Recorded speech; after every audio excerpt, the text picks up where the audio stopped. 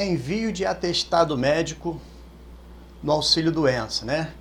Você está requerendo auxílio-doença, você era obrigado a fazer uma perícia, e agora com essa legislação que o governo criou, né? Na verdade partiu da Câmara, do governo, né? Conjunto de ações, foi sancionada uma legislação para socorrer aquelas pessoas que estavam em necessidade por conta dessa crise. E aí o que aconteceu? Houve uma situação onde foram incluídas situações de alterações no BPC, no benefício de prestação continuada. Não obstante a isso, também foi criado aquele auxílio emergencial de R$ 600, e ainda também mexeram nessa situação do auxílio-doença. Por quê? Porque era necessário que se fizesse alguma coisa, porque os atendimentos da Previdência Social eles foram suspensos, né?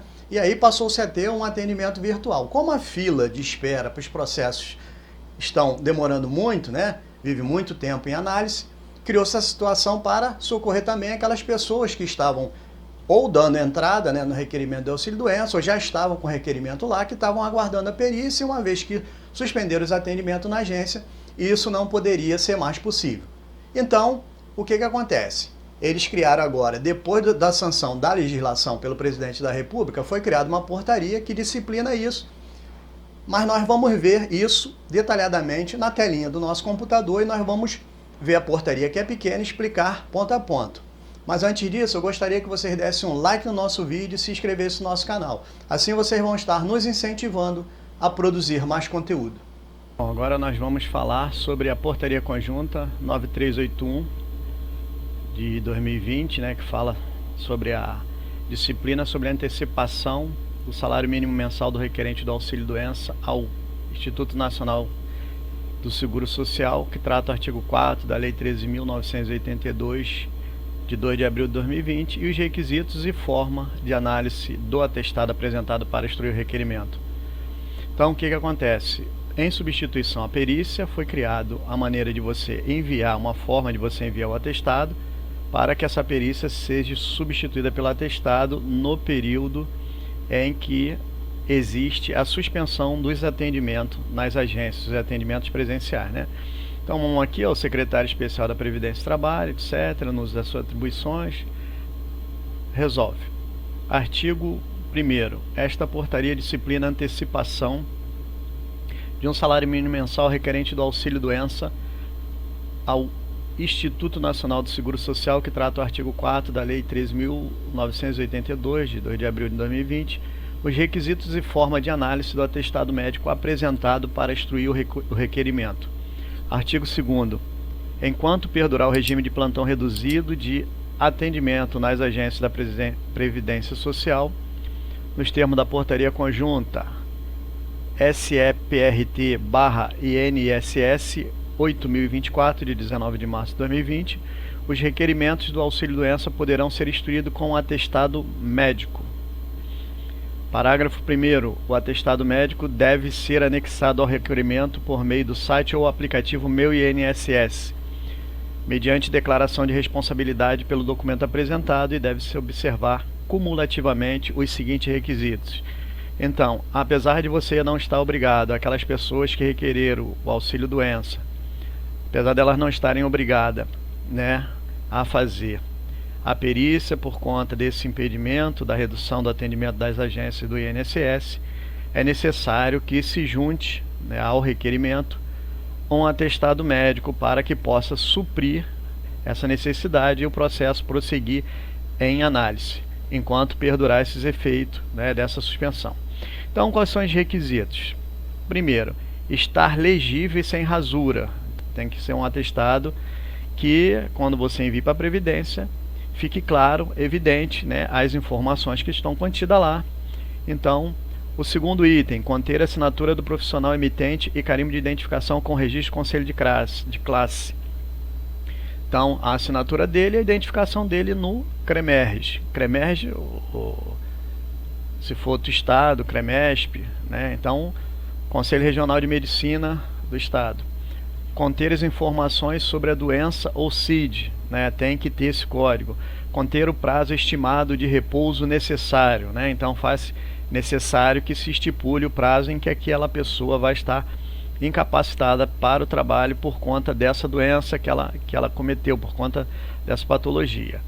Parágrafo 2º. Os atestados serão submetidos à análise preliminar na forma definida nos atos da Subsecretaria de Perícia Médica Federal da Secretaria da Previdência e do Instituto Nacional do Seguro Social.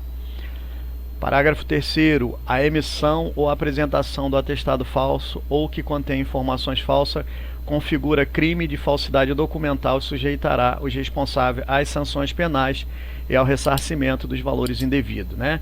Claro que o engraçadinho que mandar para lá um atestado vai ser conferido se for verificado que esse atestado for falso e por conta disso, né, a pessoa tenha recebido, além do crime, né, de ser ensejado na prática de crime, vai ter que devolver também os valores, né? Isso aqui é basicamente, não precisa de muita explicação.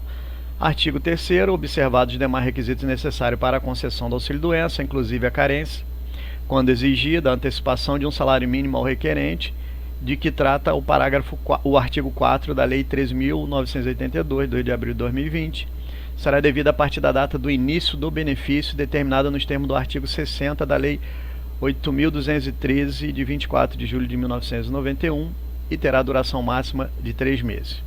Parágrafo único. Reconhecido em definitivo o direito segurado ao auxílio-doença, seu valor será devido a partir da data do benefício, deduzindo as antecipações pagas na forma do caput, né? Isso aqui é uma situação que está existindo, por quê? Porque está demorando o deferimento, a apreciação, né?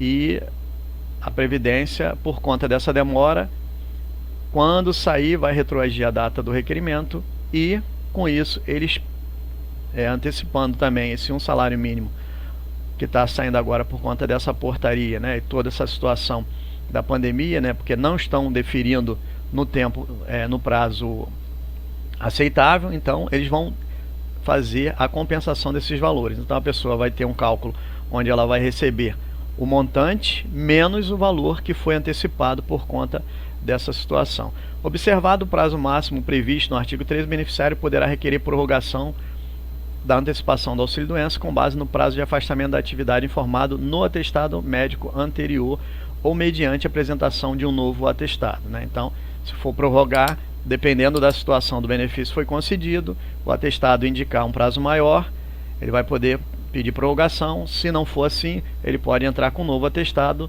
mostrando que ele vai precisar de mais prazo, que ele não está totalmente recuperado.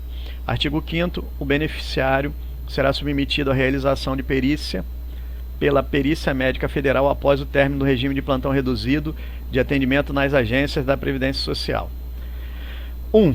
Quando o período de afastamento da atividade incluído e os pedidos de prorrogação ultrapassar o prazo máximo de 3 meses que trata o artigo 3º. 2. Para fins da conversão da antecipação da concessão definitiva do auxílio-doença. 3. Quando não for possível conceder antecipação do auxílio-doença com base no atestado médico por falta de cumprimento de requisitos exigidos, né? Então, nessas 3 situações, vai ter que ser submetido à perícia. Parágrafo único. Ato conjunto do Instituto de Seguro Nacional, da Subsecretaria da Perícia Médica Federal da Secretaria da Previdência definirá as situações em que a realização da perícia médica referida no caput será dispensada. Então, né, tá aqui a portaria que vem em atendimento àquela legislação que criou a possibilidade do adiantamento, né, do auxílio-doença para aquelas pessoas que tinham pedido o auxílio-doença e ainda estava nessa fila e veio essa crise toda por conta dessa doença, e aí, né, o prejuízo, né, eles ficaram prejudicados por conta que já existia uma demora e agora foi fechado, os atendimentos presenciais foram reduzidos, então efetivamente é uma alternativa para aquelas pessoas que estavam na fila possam ter, né, só uma apreciação pelo menos que temporária, uma antecipação, e não fique totalmente esperando, né, quando esse benefício vai ser analisado. Pois bem, essa é a nossa dica de hoje. Saibam que vocês possam estar usando aí não só o aplicativo Meu INSS, como o site também pode ser usado para poder fazer o envio desse atestado médico. Pois bem, essa é a nossa dica de hoje. Agradecemos a participação de vocês e até um próximo vídeo.